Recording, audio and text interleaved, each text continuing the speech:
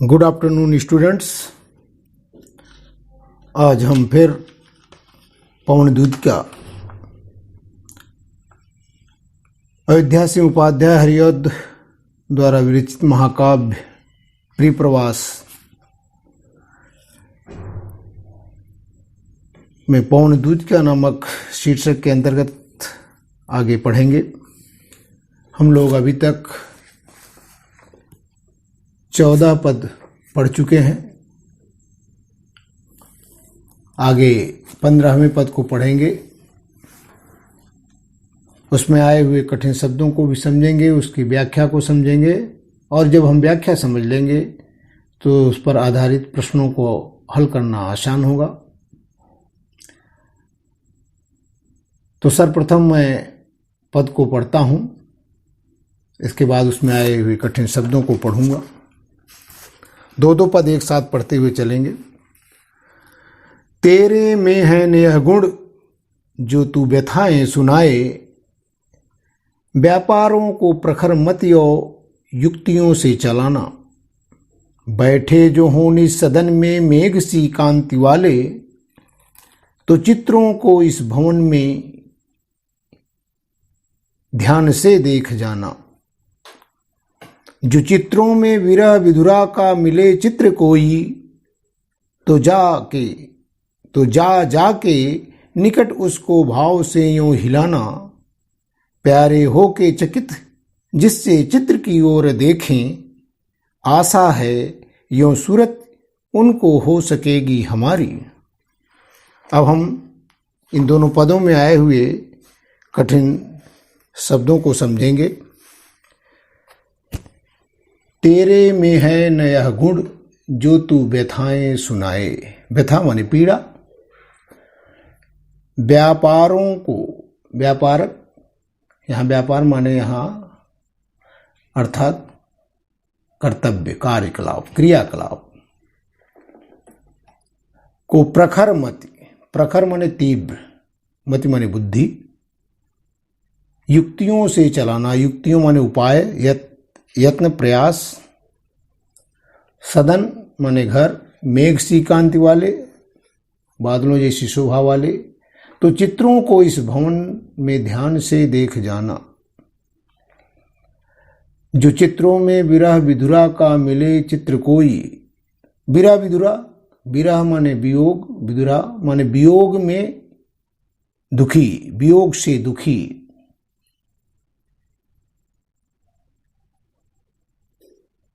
तो जाके निकट उसको भावों से यूं हिलाना। प्यारे हो के चकित जिससे चित्र की ओर देखें, आशा यूं सूरत, सूरत माने स्मृति, याद। अब हम पूरी व्याख्या को देखेंगे दोनों पदों की।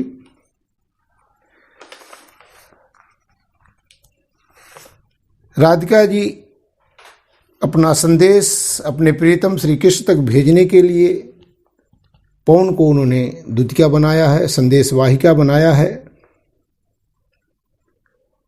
इससे पहले हमने पढ़ा कि राधा जी उसे अच्छी तरह से समझाती हैं कि मथुरा तक, श्री कृष्ण तक पहुंचने का मार्ग कैसा होगा। मार्ग को समझाने के बाद श्री कृष्ण को पहचानने के लिए भी उनके शारीरिक रूप का वर्णन करती हैं कि वो कैसे दिखते हैं, उनका रंग कैसा है, क्या पहनते हैं, आदि आदि। अब वे पवन को समझा रही हैं कि ये प्यारी पवन, तुम जा तो रही हो लेकिन तुम्हारे मुख तो है नहीं, अर्थात तुम बोल नहीं सकती हो, बोलने का गुण तुम में नहीं है। आप लोग जानते हैं हवा कैसे बोलेगी, हवा के तो मुख होता नहीं। अतः तुम मेरे संदेश को कैसे उन तक पहुंचाओगी। तो उसका भी उपाय बताती हुई राधा कहती हैं, तुम मेरे संदेश को अपने विभिन्न क्रिया व्यापारों के द्वारा, विभिन्न क्रियाओं के द्वारा, क्रियाकलापों के द्वारा उन्हें समझा देना। इसी का वर्णन पंक्तियों में किया गया है, कवि ने किया है। राधा जी कहती हैं, तेरे में है न यह गुण जो तू व्यथाएं सुनाए। हे पवन, तुम्हारे मुख तो है नहीं, तुम्हारे अंदर यह गुण है नहीं कि तुम किसी भी बात को बोलकर समझाने में सक्षम हो सको, अर्थात तुम बोलने में असमर्थ हो। यद्यपि तुम्हारे भीतर बोलने का गुण नहीं है, तथापि फिर भी तुम्हें मेरा काम करना होगा। तुम अपने क्रिया व्यापारों के द्वारा, क्रियाकलापों के द्वारा और अपनी कुशाग्र बुद्धि के द्वारा अपनी बात को समझाने में तुम सक्षम हो। तुम मेरी व्यथा, मेरी पीड़ा और मेरे संदेश को मेरे प्रियतम को देने में अनेक अपनी क्रिया व्यापारों और कुशाग्र बुद्धि का प्रयोग करना। बैठे जो हों निज सदन में मेघ सी कांति वाले, तो वो उपाय भी बता रहे, राधा जी उपाय भी बता रही हैं कि कैसे वो बुद्धि का प्रयोग करके राधा की हृदय की बात को किस तक पहुंचा सकेगी। बैठे जो हों निज सदन में मेघ सी कांति वाले। अब ये बता रहे हैं कि श्री कृष्ण जहाँ जहाँ होंगे, जैसी अवस्था में होंगे, जिस दशा में हो, मकान में हो, वाटिका में हो, कहीं और हो, वन में हो, जहाँ भी होंगे, उस के अनुसार, उस समय के अनुसार, उस जगह के अनुसार, उस स्थिति के अनुसार तुम्हें कार्य करना होगा। तो प्रथम दृश्य है कि बैठे जो हों निज सदन में मेघ सी कांति वाले, अर्थात मेरे प्रीतम, ये बादल की कांति के समान सुंदर वर्ण वाले मेरे प्रीतम अपने घर में बैठे हों, तो तू सबसे पहले घर में टंगे हुए सभी चित्रों को ध्यानपूर्वक देखना। अर्थात मेरे प्रीतम यदि किसी कमरे में बैठे हों, घर के अंदर बैठे हों, तो उस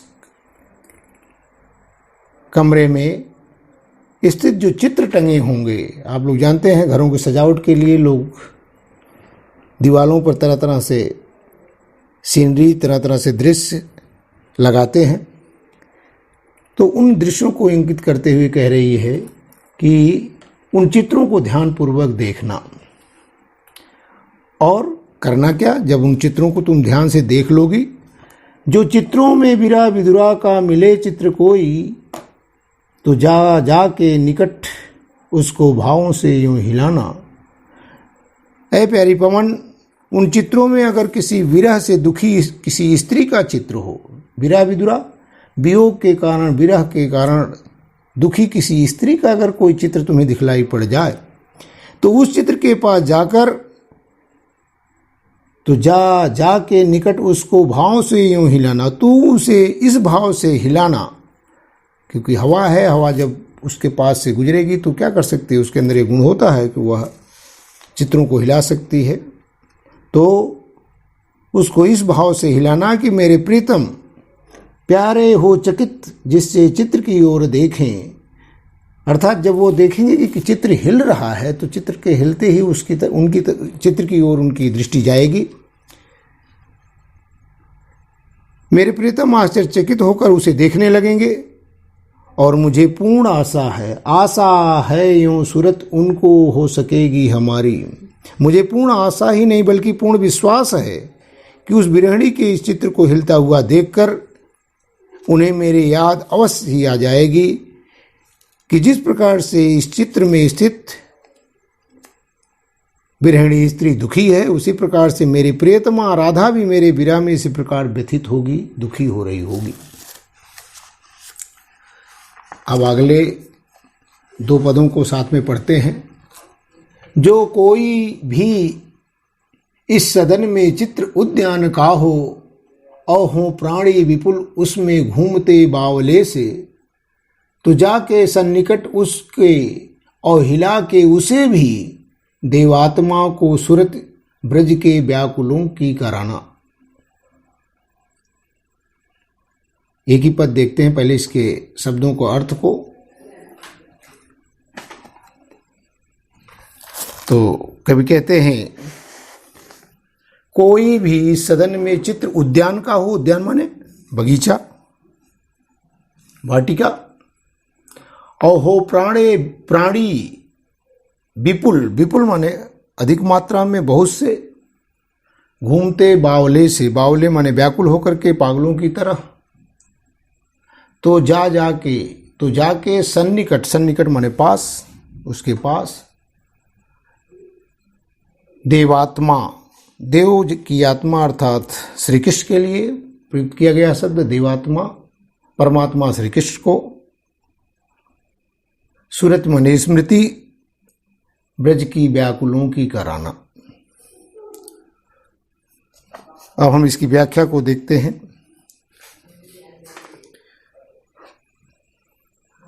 जो कोई भी इस सदन में चित्र उद्यान का हो, एक तो चित्र देखा कि किसी विरह वियोगिनी का कोई चित्र हो, अथवा उस घर में कोई ऐसा चित्र हो जो किसी बगीचे का, उसका वर्णन करते हुए करें उस जो कोई भी इस सदन में चित्र उद्यान का हो, उस घर के चित्रों में यदि तुझे किसी बगीचे का चित्र दिखाई दे जाए और उस चित्र में जिसमें सभी प्राणी अहो प्राणी विपुल उसमें घूमते बावले से, जिसमें सभी प्राणी व्याकुल होकर के पागलों के समान इधर उधर घूम रहे हों, अर्थात उस कमरे में यदि कोई ऐसा चित्र हो जिसमें तरह तरह के पशु पक्षियों का, पशुओं का चित्र हो और वह बावले की तरह, पागलों की तरह इधर उधर भटक रहे हों, ऐसा कोई चित्र अगर तुम्हें दिखलाई पड़ जाए तो क्या करना?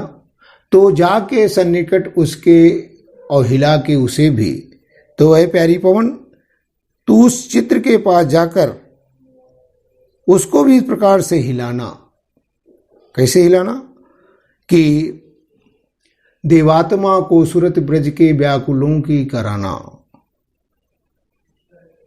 उस चित्र को इस प्रकार हिलाना कि मेरे प्रीतम श्री कृष्ण का ध्यान उस ओर आकृष्ट हो जाए, उस चित्र को और देखने लगे।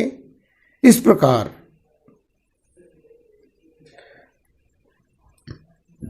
मुझे पूर्ण आशा ही नहीं बल्कि विश्वास है कि तू उन देवात्मा कृष्ण को उनके विरह में व्याकुल ब्रज के प्राणियों की याद दिलाने में सफल हो जाएगी।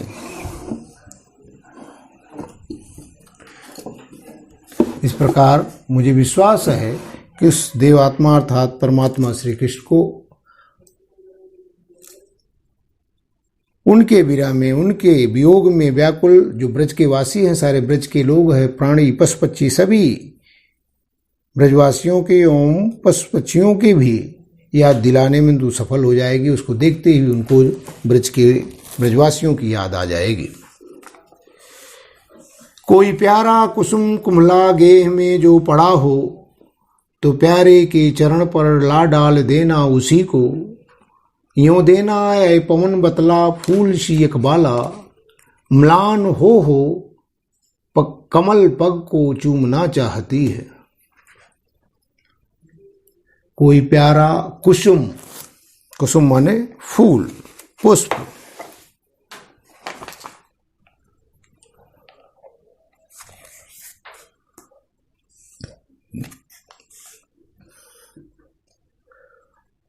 फूल, कुमला माने मुरझा जाना, प्रभाहीन हो जाना, शोभाहीन हो जाना।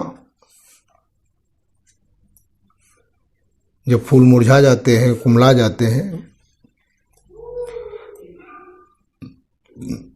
तो गेह माने घर, घर में यदि कोई कुमलाया हुआ फूल मिल जाए तो क्या करना? प्यारे के चरण माने पैर, यों देना पवन बतला फूल सी एक बाला, बाला माने बालिका, म्लान हो, म्लाना माने उदास होकर, कमल पग को चूमना चाहती है। कमल रूपी पैर अर्थात उनके कमलवत चरणों को स्पर्श कर लेना चाहती है, चूमना चाहती है। अब हम इसकी व्याख्या देखेंगे, समझेंगे।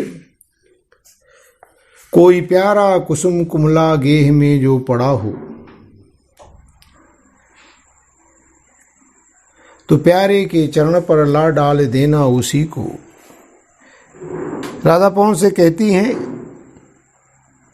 कि ऐ प्यारी पवन, यदि घर में कोई प्यारा कुसुम कुमला गेह में जो पड़ा हो, यदि घर में कोई सुंदर फूल कुमलाया हुआ पड़ा हो जो मुरझा गया हो, तो प्यारे के चरण पर ला डाल देना उसी को। तो ऐ प्यारी पवन, तुम अपने वेग से उड़ा करके उस कुमलाए हुए फूल को उड़ाकर अपने साथ मेरे प्रियतम श्री कृष्ण के चरणों पर लाकर डाल देना। और जब उस मुरझाए हुए फूल को देखेंगे तो इस प्रकार ऐ प्यारी पवन, यूं देना पवन बतला फूल सी एक बाला, म्लान हो कमल पग को चूमना चाहती है।